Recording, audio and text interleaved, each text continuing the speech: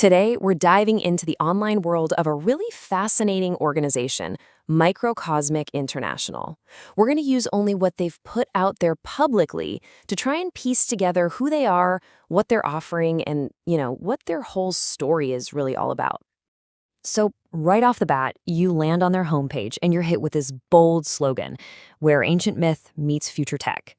Now, this isn't just some catchy phrase, it's the core of their entire identity. It's this weird and maybe deliberately confusing mix of the past and the future that kind of sets the stage for everything else they do. So, what are these guys really? Are they a tech company, a new spiritual movement, maybe a publisher? Their own website paints a pretty complex picture. So let's try to break it down by looking at the actual language they use. And this is where you can see their dual identity in action, plain as day. On one hand, they talk about things like prophecy and mission, but then on the other, they mention a strategy blueprint. They invite you to awaken the soul, but they also talk about an R&D center. And my personal favorite, the mystical journey to enter the universe, well, that path leads you, literally, to an investor portal. This is no accident. It's a very careful fusion of two completely different worlds. All right, let's start by digging into the future tech side of their slogan. This brings us to our first section, the water energy system. At the very heart of all their technological claims is this one single massive idea. According to their site, we're not just talking about some minor innovation. They present this as the key, the one and only technological solution to unlocking global free energy. I mean, that is an incredibly bold, world-changing claim that really forms the entire foundation of their technical pitch. But this grand vision isn't just some abstract idea they're throwing around. Nope, it's actually anchored by a pretty concrete business plan and a formal corporate structure that's apparently designed to make it all happen. So here's how it's set up. The structure is pretty clear. At the top, you've got the parent company, MicroCosmic International. Then underneath that, there's a subsidiary called QRY Water Energy Technology Company, and they're the ones tasked with the actual development. And the stated goal for this whole shebang? You guessed it, unlocking global free energy. Okay, so they have the tech idea and the corporate structure, but how are they actually going to get this message out to people? That brings us to our second section, vision, books, and booths. And their outreach strategy is just as multifaceted as their identity. I mean, think about it. How do you market an idea that's one part ancient prophecy and one part revolutionary technology? Well, their approach is a fascinating mix of media and good old-fashioned real-world presence. They're covering all their bases, really. They've got a publishing arm to create stories and build a world around their ideas. They show up at events that totally align with the myth side of their brand, like a big religious forum. And at the same time, they do normal business stuff, like setting up shop at international book fairs.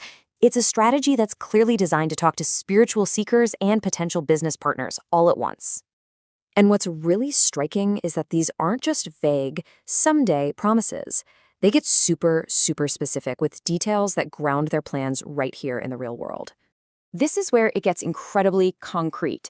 It's not just, hey, we're going to a book fair. It's, we will be at the 2026 Taipei International Book Fair in the General Books area at booth C11112 near entrance number 8.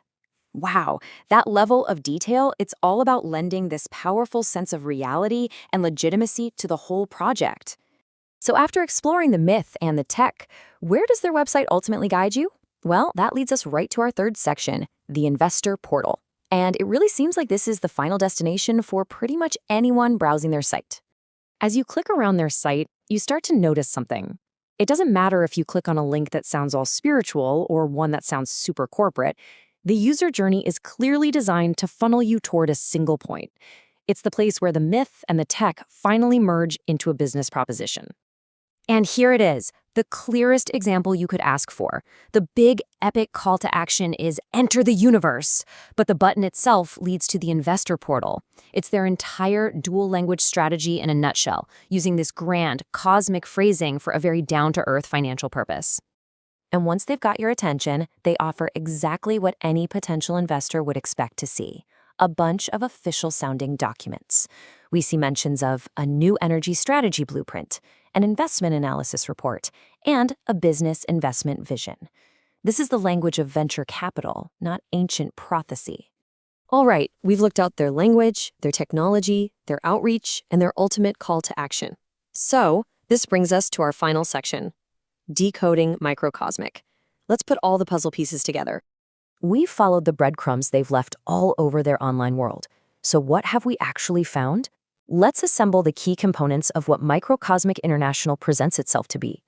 So when you lay it all out like this, a really clear picture starts to emerge. Their identity is that fusion of ancient myth and future tech. This is used to promote their core technology, the water energy system. Their strategy involves publishing and public events, and the ultimate objective of all this activity is to funnel any and all interest to one place, an investor portal. And this leaves us with the central question that their own materials seem to pose. Is this an ambitious vision to change the world for the better, or is it a very compelling story designed specifically to attract investors?